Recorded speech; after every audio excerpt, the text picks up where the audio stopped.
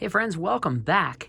Well, it's been a few weeks. I finally got some spare time to finish up Dad's studio project. So today I'd like to get the speakers hooked up, and I'd like to get the computer installed so we can start turning stuff on and testing it. So here are the cables that I just made.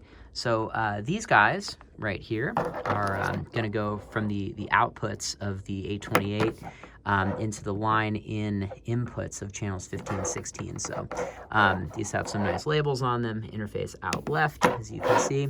And then to complete the chain with the 1/4 inch to XLR cables, these are going to go into the passive monitor controller, which is branded our Suzy right there. So these are labeled nice here. Of course, this is upside down speaker in right. So these are going to get wired. So I'm going to get the speakers hooked up, and we'll get some stuff powered on so we can have some tunes while we get stuff ready, and we'll get the computer installed. So we should be able to be recording tonight.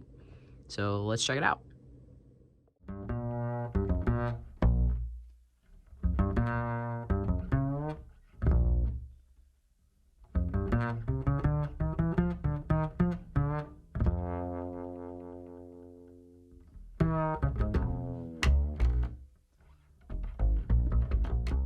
Okay, so got everything patched in. So here's our 828 outputs. These are wired here, interface out right, into the line in inputs of 15 and 16. And then these are our Suzy outputs for our monitor controller. I just have them tethered to the rail. I was gonna patch these additional 2/4 inches coming out of the snake into the line inputs on the back of the 828, but actually I think it actually might be cool to just leave those loose. We can patch stuff if we need to, so they can either be outputs or inputs or keyboards or any of that kind of stuff. So all right, let's get this thing turned around and we'll see if these speakers make sound.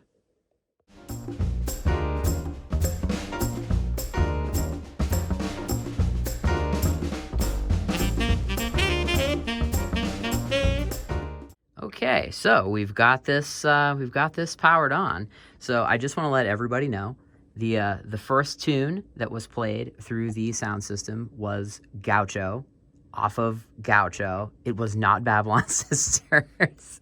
The speakers sound good. They're very, very flat. I haven't heard these things in a long time.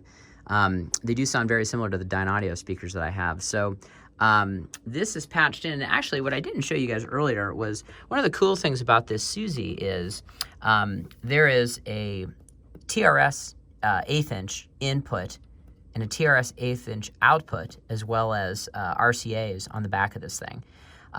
So you have left and right over RCA and left and right over TRS on in and out. So if you need to patch anything, which is very, very cool. So even on the output portion of this, there are balanced left and right 1/4 inch jacks, as a TRS stereo jack out of here. So if you want to play tunes, you don't have to turn the rack on. You can, as you can see, my iPad's just hooked up there. Which is pretty nice. And then if you need to patch any of those consumer inputs, this will change your genders also, in addition to mono and bypass and mute. So I just ran some signal through here really quick. Everything is showing up on the headphone amp as it should. Signal wise, I ran some stuff through the split. It's showing up on the Octamic.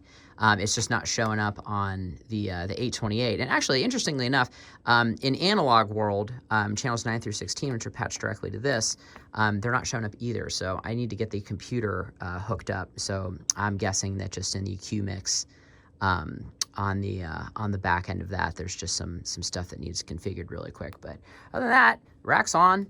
I'm going to get the computer set up. One of the cool things about this Furman is it does have an amp meter built into it. So right now we're drawing 1.5 amps. So on this American DJ thing, again, if you didn't catch any of the other videos, output 2 on here is connected to a 4-plex that powers the left and right on the speaker and the sub.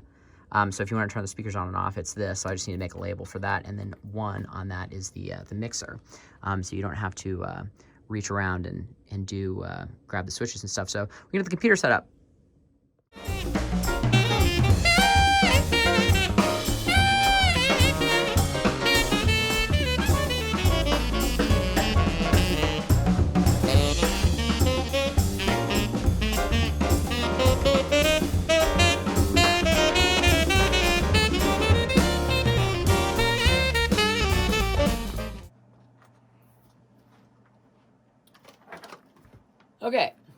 So I've got Cubase installing on the computer. So while I do that, I figured I would show you guys a quick breakdown on how this system works. We've talked about it ad nauseum, but we can finally show you how this works. So again, mic split down here, console, interface, preamps.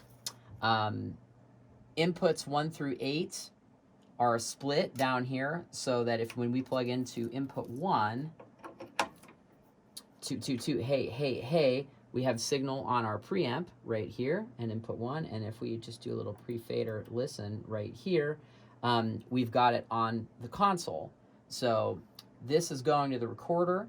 So one side of the mic split is going to the recorder, the other side is going to the mixer for monitors. So if we twist up aux send 1, if you keep an eye on this headphone amp right up here, aux send 1, hey, our master's down, hey, 2. So this is now showing us that we've got 4 monitor mixes. So aux 1 through 4 are patched into headphone amps 1, 2, 3, and 4. So if you just keep your eye on here, this will be aux 1, aux 2, I'm sorry, we have to keep our masters up here. Let's do that. This will be aux 2, hey, aux 3, hey, and aux 4, hey. Okay. So the benefit of doing it in this way with a mic split is that the volume or the gain that's going to the recorder is always sacrosanct, regardless of what you need in your headphones. So if you need to gain up this preamp here so that you're hitting an aux send harder, or maybe you're not hitting a reverb hard enough, that kind of thing, all of your headphones are completely separate from what's going to the recorder. So if we look here on the 828, this is all over ADAT. So this is digitally connected. This Octamic preamp is digitally connected to the ADAT. So as I'm talking, where my pointer finger is right here, ADAT signal is lighting up. So that's going over light pipes. So inputs 1 through 8 are done in this way. Now, starting on input 9, we have a snake that's right here. So we're going to plug this into input 1 on the snake here. And this will be input 9 on the console. So just engage my pre-fader so you can see this on the meters here. And I'm just going to twist up, hey, yep, hey. So on inputs 9 through 14, we're using the console preamps as our main input source. So there's no mic split for this. So the snake is wired directly into the back of the console. So channel 1 on the snake is channel 9 on the console. And then that shows us that we're on our analog lines here on the 828. So this is bringing up analog 1. And this is also showing that it's coming into my main output. So again, auxiliaries follow. Hey, this is aux 1. This is aux 2, aux 3, and then aux 4. Hey. So Cubase just finished installing, so we're going to work on some on getting the recording software set up, and then I'll show you some templates.